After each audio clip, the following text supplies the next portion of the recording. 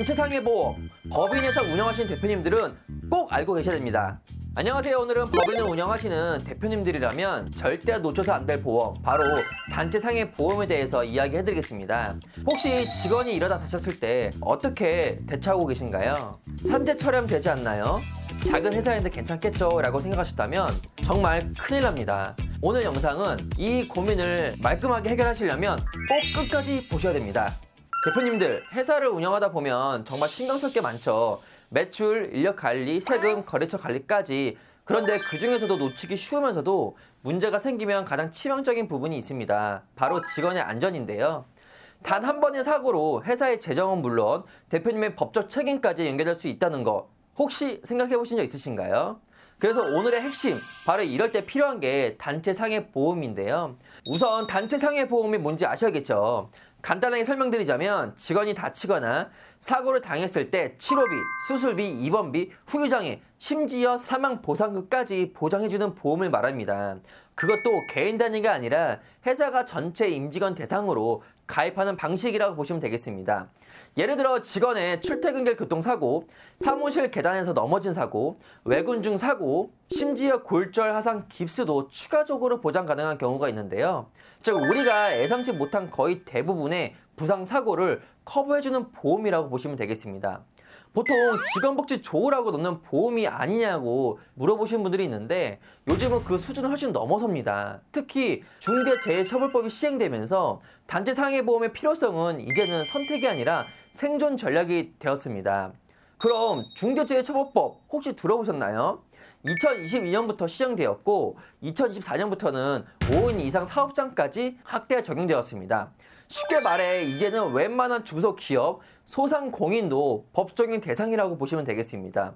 예전에는 산업재해가 나도 벌금 좀 내면 되겠지 였지만 이제는 대표님이 직접 형사처벌까지 받을 수 있으며 실형이나 징역형까지도 갈 수 있다는 겁니다. 문제는 단순히 사고가 났느냐가 아니라 사고를 예방하기 위한 조치를 사전에 대비하였는가가 핵심이랍니다.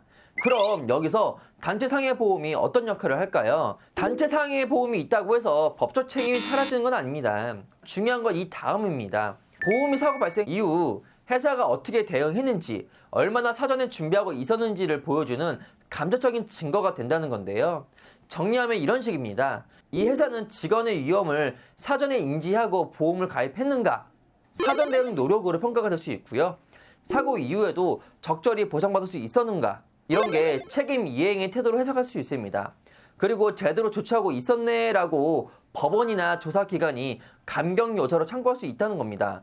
그럼 단체 상해 보험이 왜 중요할까요? 이제 중요한 포인트 제가 하나하나 정리해 볼게요. 첫째는 리스크 대응의 기준이 됩니다. 사고를 100% 막을 수는 없지만 사고 발생 후 회사와 대표가 어떻게 준비하고 있었느냐에 따라 평가 기준이 되는 시대입니다. 둘째, 직원의 심리적 안정감입니다. 보험에 가입된 걸 알게 되면 직원도 이렇게 생각을 합니다. 우리 회사는 최소한 내가 다쳤을 때 날 외면하지 않겠구나. 이런 신뢰는 업무 몰입도, 조직 충성도와 직접 연결됩니다. 셋째는 채용 경쟁력이 생깁니다. 요즘 구직자들 복지 엄청 꼼꼼하게 봅니다. 특히 2030 세대는 보험 복지가 연봉만큼 중요하게 생각하시는 분들도 있는데요. 단체 보험 있나요? 아니면 사망이나 후유장애, 골절 같은 것도 보장이 되나요? 이 질문에 네, 있습니다라고 답할 수 있는 회사가 눈에 띄고 구직자들한테 선택을 받을 수 있습니다. 넷째는 중소기업일수록 더 필요하답니다. 대기업은 자체 안정만, 전문 인력, 로펌도 있죠. 하지만 중소기업은 사고 한 번에 재정도 무너지고 이미지도 무너지고 대표님 본인까지 리스크가 갈 수 있습니다. 그래서 중소기업일수록 선제적인 보험 가입이 필요한 시대가 됐습니다. 예를 들면 이런 거죠. 한 중소제조업체에 직원이 기계에 손을 다쳤는데 산재는 지연되고 퇴사 위기까지 오게 되었습니다. 직원들 입장에서는 굉장히 억울한 상황이 될 수 있죠. 하지만 단체 상해 보험으로 치료비 전액을 지원받았고 이 직원과 관계 회복을 통해 회사에 문제 없이 분쟁 없이 마무리하게 되었습니다. 이런 부분들이 이렇게 해결이 된다면 단체 상해 보험은 꼭 필요한 존재겠죠. 그리고 2023년 중대재해 규모별 통계 자료를 보면 전체 산업재해 사망자 598명으로 2022년 대비 46명 감소했지만 계속적으로 사고가 발생하고 있다는 것을 알 수 있습니다. 50인 미만 사업장은 사망자 수가 354명, 50인 이상 사업장은 사망자 수가 244명으로 즉 전체 사망자 중 50% 이상이 50인 미만 사업장에서 발생한 데이터를 통해 확인할 수 있습니다. 그리고 50인 이상 50인 미만 감소폭을 비교해보면 어떻게 보면 50인 미만 사업장에서 감소폭이 더 컸다고 보지만 여전히 사고 비중이 높다고 볼 수는 있습니다. 그래서 중소사업장의 경우에는 단체 상해 보험의 필요성을 좀 더 느끼셨으면 좋겠습니다. 그럼 며칠 전 가입하신 법인 회사의 단체 상해보험 내용을 간단하게 살펴보겠습니다. 물류회사로 평균 35세 나이에 20명의 남성분들로 구성되어 있는 법인 회사였는데요. 직원들에게 필요한 특약들과 보험사별로 보험료 비교 후 대표님 회사에 가장 유리한 회사로 진행을 도움드렸습니다. 보장 내용은 아래와 같은데요. 상해 후유장애 3% 이상 1억, 상해 사망 1억, 골절진단비 50만원, 기수치료비 10만원, 하상진단비 20만원, 상해 수술비 100만원으로 직원들 전체 월 보험료는 43만 280원으로 나오게 되었습니다. 그리고 다음으로 일반 소규모 사무직 법인 회사로 50대 남성 8명과 40대 여성 1명으로 총 9명으로 구성된 법인 회사였는데요. 보장 구성은 상해 후유장애 3% 1억, 상해 사망 1억, 골절진단비 50만원, 하상진단비 20만원, 하상수술비 20만원, 중증 하상 및 부식진단비 3천만원, 깁스치료비 30만원, 상해 수술비 100만원까지 해서 월 보험료는 76,190원으로 진행을 도움드렸습니다.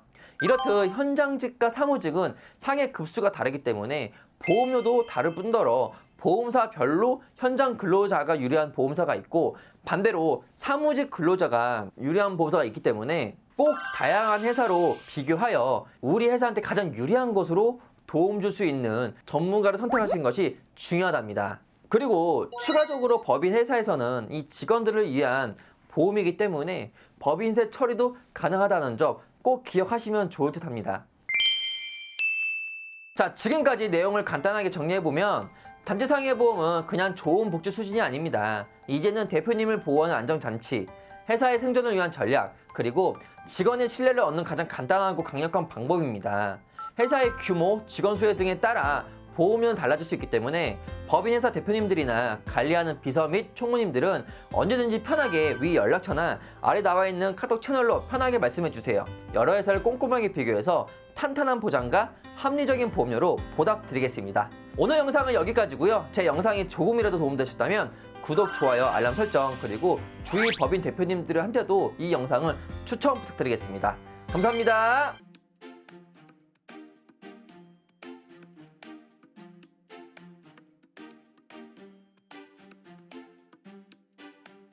본 광고는 손해보험협회 광고심의 기준을 준수하였으며 유효기간은 심의일로부터 1년입니다.